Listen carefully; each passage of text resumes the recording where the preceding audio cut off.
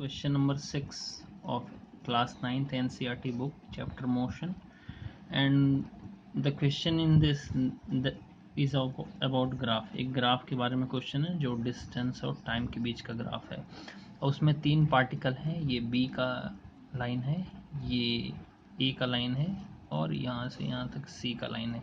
ठीक है, तो इसमें पहला question, the question is which of the three is travelling the fastest. A B and C में से कौन सा सबसे ज़्यादा तेज चल रहा है, मीन्स किसकी स्पीड ज़्यादा तेज है. तो आप जानते हैं कि स्पीड हमने आपको बताया भी था, डिस्प्लेसमेंट और टाइम के बीच में जो स्लोप होता है, slope will give the desire speed. तो जिसका स्लोप ज़्यादा होगा उसकी स्पीड ज़्यादा होगी. तो मैं सबसे पहले बी का स्लोप अगर कैलकुलेट करूँ तो बी का देखिए θ1 यहाँ बन रहा है, और अगर आप थोड़ा सा अगर आप अनुमान भी लगाएंगे तो बी का θ1 आप देख के भी बता सकते हैं कि tan θ1 फॉर बी,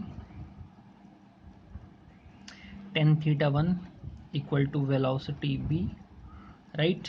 और tan θ1 का value this upon this, right. तो मैं एक जनरल आइडिया बता रहा हूँ.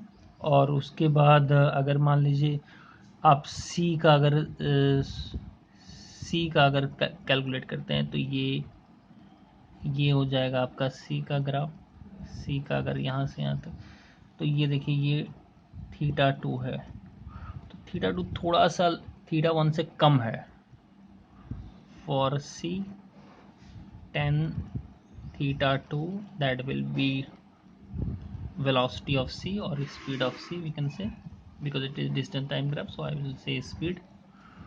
तो आप देख सकते हैं tan θ2 जो स्लोप है, मतलब जो झुकाव है c का, वो थोड़ा कम है b से. b ज़्यादा ऊपर चढ़ा हुआ है, c थोड़ा सा झुका हुआ है इस रेस्पेक्ट में.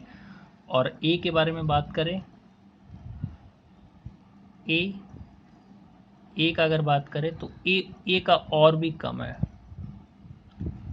और a tan θ3 that will be VA, right. तो इसमें हमसे क्वेश्चन पूछा गया, the question is being asked which of the three is travelling the fastest. So my answer is particle B is travelling the fastest.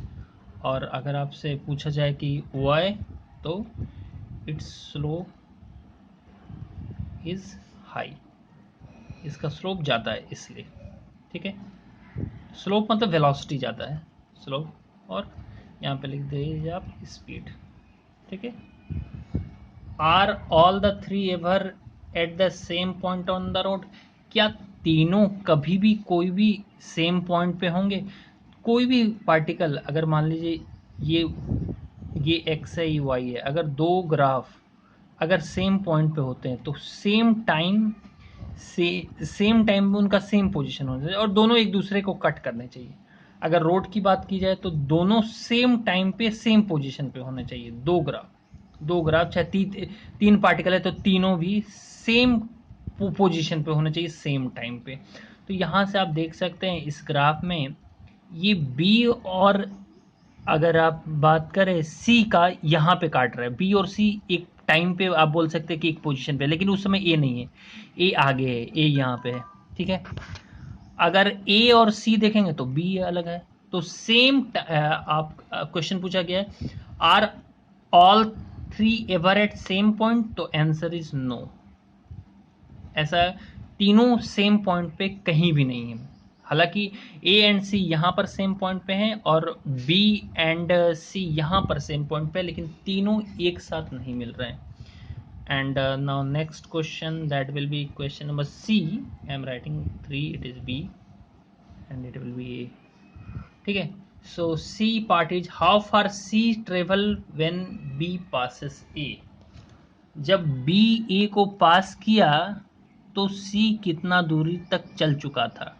How far C travel when B passes A, तो B is passing A here and at that moment C is up to here, right. अगर बात करें सी की, when B passes A, okay sorry, मैंने how far C travel when B passes A, okay B is passing, this is B and this is A, it is passing here, and at that moment, at that point of time, C is here, so this is the distance which C has traveled. और आप graph से देख सकते हैं कि 0 से 4 division में 7 division है, 1 2 3 4 5 6 एक 7 डिवीजन है, मतलब each division 1 division equal to 4/7 kilometre है, राइट। और सी का अगर आप ग्राफ से अच्छे से देखें, जब आपका, मैं आपको बता देता हूँ, जब आपका बी पासेस ए हो रहा है, जस्ट अ मोमेंट, जब आपका बी ए को पास कर रहा है तो C will be something like, when B passes A then C will be C 8 को टच कर रहा है, सी का पोजीशन कहाँ टच कर रहा है, सी का पोजीशन 8 को टच कर रहा है। ये मैंने थोड़ा सा ग्राफ आप ठीक से बना लीजिएगा, ये यहाँ ये थोड़ा और 8 से और ऊपर में टच कर रहा है, और ये सी थोड़ा सा ऐसे गया है, माने सी, आप अपने ग्राफ बता ही दो क्या, ये ऐसे ग्राफ है, ये 4 है, ये 8 है, और इधर मान लो 12 है, और व्हेन, क्या पूछा गया question, how far C travel when B passes A, C कितना ट्रेवल किया जब बी पासेस ए। तो अगर आप लोग इस क्वेश्चन को देखें, क्योंकि मेरे पास यहाँ पर जो क्वेश्चन है, यहाँ पे मैं अभी एग्जैक्टली उतना थोड़ा टाइम लगेगा ड्रॉ करने में, तो आप बुक से भी देख सकते हैं इस क्वेश्चन को। तो वो जो सी जो पॉइंट है, when B passes A then C will be exactly C touching it, when B passes A, then point C final position is 8 kilometer, is 8, and initial position C कहाँ से स्टार्ट हुआ है, इनिशियल पोजीशन ऑफ C का अगर initial position अगर आप देखें तो 4/7, 8/7, 12/6, इट विल बी 16/7, 16/7। तो कितना ट्रेवल किया, तो जो डिस्प्लेसमेंट है वो final position minus initial position,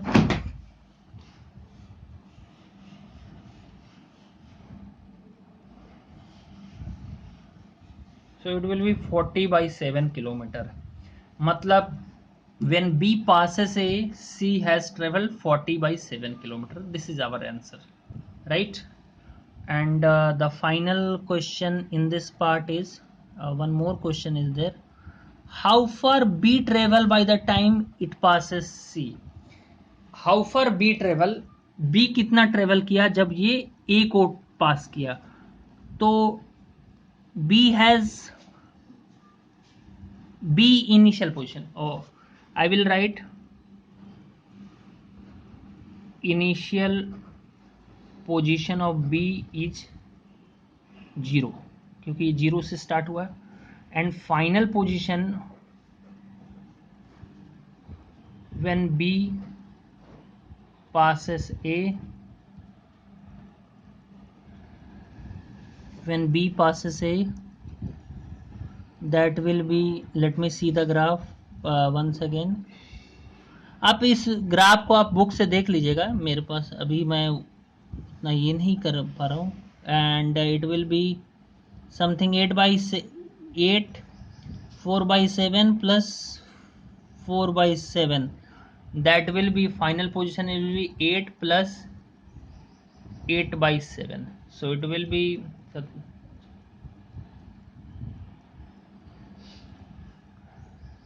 it will be 64/7 kilometer. So how much is the time? Total distance कितना हो गया? Total distance will be final position, मतलब मैं मैग्नीट्यूड ही सिर्फ ले रहा हूँ, initial position of B, it will be 64/7 minus 0, that will be 64/7 kilometre, इतना आएगा।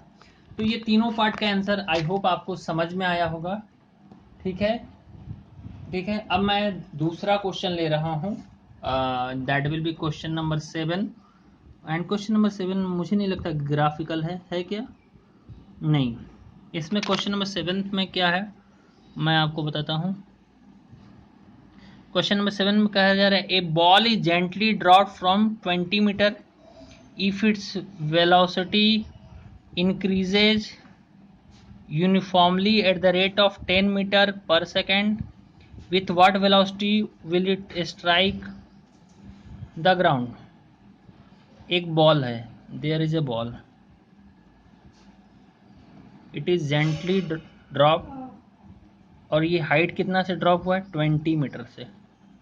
if its velocity increases uniformly, its velocity increases, so it is drop, तो इसका u तो जीरो हो जाएगा, इनिशियल वेलोसिटी तो जीरो हो जाएगा, and if its velocity increases uniformly at the rate 10 meter, with what velocity it will strike the ground? इसकी velocity बढ़ रही है, हाँ, तो बॉल गिरेगा, कोई भी पेन को भी हम गिराते हैं तो पेन की वेलोसिटी बढ़ती तभी तो वो स्ट्राइक करता है ना, तो स्ट्राइक किया, तो कह रहा है कि ये यहाँ पर ये कितनी वेलोसिटी से स्ट्राइक करेगा। तो आपको सिंपली आप ये फॉर्मूला लगाएंगे, V square equal to U square minus of 2gh, 2gh नहीं, plus of 2gh, because it is coming downward. तो वी स्क्वायर, यू का वैल्यू आप 0 रखेंगे, 2 इंटू जी का वैल्यू आप 9.8 भी ले सकते हैं, 9.8 लीजिए क्योंकि जी का वैल्यू, अच्छा, uniformly at the rate 10 metre, acceleration has been given here, acceleration has been given 10 meter per second square, so you should have to take 10, and h is 20, so v is coming as under root of 400, that will be 20 metre पर second, मतलब ball 20 metre पर second से ground को hit करेगी, और ये बहुत ही simple question था। After what time it will strike the ground, time पूछा गया है, तो आपको फाइनल स्पीड मिल गया है, तो आप ये वाला फॉर्मूला लगा के v equal to U plus G T, इससे आप टाइम निकाल लेंगे, यहाँ पे 20 रख दीजिए, u का वैल्यू 0 रख दीजिए, g का वैल्यू 10 रख दीजिए, और t निकाल दीजिए, तो t equal to 2 second, 20/10 that will be 2 second, ये आपका आंसर हो जाएगा। ठीक है, उसके बाद फिर हमारे पास एक ग्राफ का क्वेश्चन है, जो कि क्वेश्चन नंबर 8 है, जो कि स्पीड वर्सेस टाइम के बीच में ग्राफ दिया गया है। There is a graph between speed and time, and we need to answer the find how far does the car, okay, this is a graph of a car, find how far does the car travel in first 4 second। so first 4 second में अगर आपको देखना है car कितनी दूर तक जा रहा है, तो ये ग्राफ तो मैंने उतना सही नहीं बनाया है, क्योंकि अगर 4 सेकेंड की बात की जाए, क्योंकि ये ग्राफ कुछ ऐसे है, ये थोड़ा सा मैंने अच्छा से नहीं बनाया है, ऐसे है, क्योंकि 4 सेकेंड में ही वो 6 मीटर को टच कर जा रहा है, आई थिंक सो। जो स्पीड है 6 मीटर पर सेकेंड, ये स्पीड है आपका 6 मीटर पर सेकेंड, और इधर टाइम सेकेंड में है, तो 4 सेकेंड में ही वो 6 मीटर पर सेकेंड को टच कर जा रहा है। तो इसमें how far does the car travel in first 4 second, तो ये जो भी है, ये देखिए यहाँ से यहाँ तक 6 सेकेंड है, और यहाँ से यहाँ तक ये स्ट्रेट कर्व नहीं है, ये ऐसे कर्व है, एक तरह से ऐसे है, ये ये ऐसे कर्व है, राइट। तो यहाँ पर आप एरिया ऑफ सेक्टर का ही फॉर्मूला नहीं लगाते, क्योंकि ये 6 है और यहाँ तक 4 है। एरिया ऑफ सेक्टर चाहे आप सर्कल के फॉर्मूले में लगाना चाहेंगे तो वो तभी लगता है जब यहाँ भी इक्वल हो, यहाँ भी इक्वल हो, यहाँ डिफरेंट डिफरेंट है। तो आप यहाँ से एक स्ट्रेट लाइन लेके इसका एकदम अप्रॉक्सीमेट एरिया, अगर मैं बात करूँ approx distance, that will be area of this shaded region, और इसी रीजन को आपको सेट करना है, इस रीजन को आपको सेट करना है। ठीक है, आप सेट कैसे भी कर सकते हैं। तो that will be area of triangle O A B, OAB, that will be half into base will be this 4 and height will be 6, so it will be 2 6 12 meter. So it is the approximate distance, इससे थोड़ा सा ज़्यादा ही होगा, कम नहीं होगा। इस ये approximate मैंने निकाला है क्योंकि हमारे पास डाटा इसका मौजूद नहीं है कि ये कितना है, तो अप्रॉक्सीमेट ये 12 मीटर जाएगा। ठीक है, और सेट कर दीजिएगा आप region which part of the graph represent uniform motion of the car. तो यूनिफॉर्म मोशन आपको यहाँ से मिल रहा है, ये वाला यहाँ से आपको यूनिफॉर्म मोशन आपको मिल रहा है। मतलब after 6 second we can say after 6 second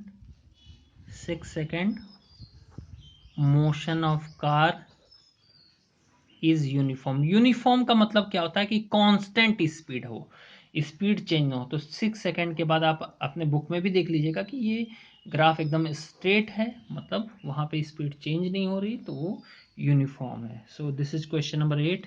now I will move to question number 9th। तो 9th क्वेश्चन में कहा गया कि state which of the following situation are possible and give an example of each of them. An object with a constant acceleration but with zero velocity। क्या कोई ऐसा object है जिसका एक्सेलरेशन कांस्टेंट हो लेकिन जिसकी वेलोसिटी जीरो। तो अगर मान लीजिए कोई भी चीज को if anything is thrown upward, तो अपवर्ड फेंकेंगे तो उस पर जी डाउनवर्ड लगेगा, acceleration due to gravity in downward direction. लेकिन at the top most point इसकी वेलोसिटी कितनी हो जाएगी, वेलोसिटी जीरो हो गई, लेकिन फिर भी उस पर एक्सेलरेशन जी डाउनवर्ड लग रहा है। So this can be possible. तो what will be our answer, when we throw an stone और a body upward, then at top most point velocity is zero but acceleration is g downward। so this is our answer of first part means A। And B and C, अगर B और C दोनों को आप देखें तो दोनों एक ही तरह के क्वेश्चन है। B में कहा जा रहा है N object moving with an acceleration but with uniform speed. कोई भी बॉडी अगर सर्कुलर पाथ पे घूमती है, अगर uniform circular path uniform speed से घूमती है, मतलब उसका स्पीड चेंज नहीं होता। मान लीजिए कार है, वो जा रही है तो यूनिफॉर्मली स्पीड चेंज नहीं कर रही और घूम रही है, तो उसका स्पीड तो आप चेंज नहीं कर रहे, लेकिन उस पर एक एक्सेलरेशन सेंटर की ओर हमेशा लगता है जो उसको घुमाता है, and that is called centripetal acceleration. Centripetal acceleration which acts towards center and this acceleration is normal also। तो answer part C, an object is moving in a certain direction, हाँ its velocity is here, velocity इस direction में होगी लेकिन acceleration उसके just normally direction में होगा। तो आपका बी और सी दोनों पार्ट यहाँ पे क्लियर हो गए। और सेंट्रीपिटल एक्सेलरेशन ऐसा कोई एक्सेलरेशन नहीं होता है, जैसे यहाँ पे कार अगर चल रही है तो friction will provide the centripetal acceleration. जैसे आप अगर स्टोन को बांध के when you rotate then tension in that case provide the centripetal acceleration. तो इसमें बी पार्ट में हमसे पूछा गया था कि an object with moving with an acceleration but with uniform speed, yes uniform speed के साथ घूम रहे हैं तो एक्सेलरेशन इधर लग रहा है। और तीसरा an object moving with an acceleration but with तीसरा an object moving in a certain direction, हमेशा ऑब्जेक्ट की स्पीड जो है डायरेक्शन है चेंज हो रही, बट एक्सेलरेशन का डायरेक्शन उसका हमेशा परपेंडिकुलर रहेगा। जैसे यहाँ पे ऑब्जेक्ट आ गया तो इसका स्पीड इधर हो गया, ठीक है। तो यहाँ पे आपका क्वेश्चन नंबर 9 कंप्लीट हुआ। तो हम क्वेश्चन नंबर 10 की बात करते हैं।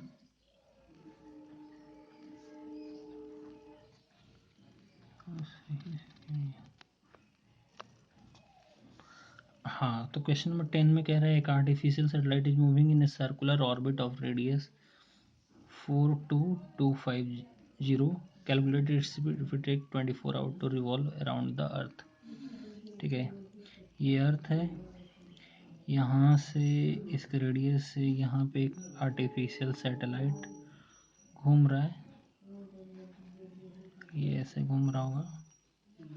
फिगर पहले बना लेते हैं हम लोग ऐसे, ठीक है।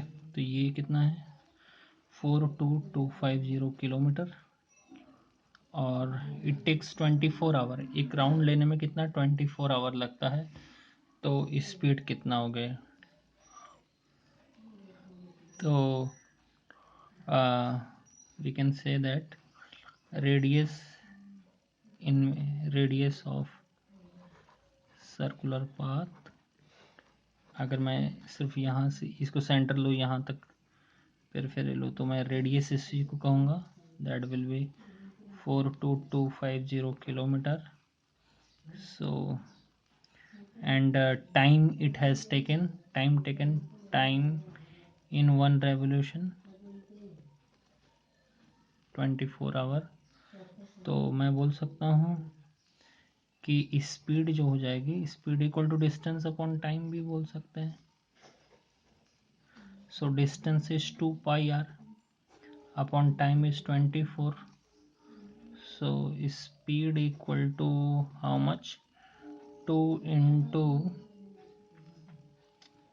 3.14 into 42250 अपॉन 24।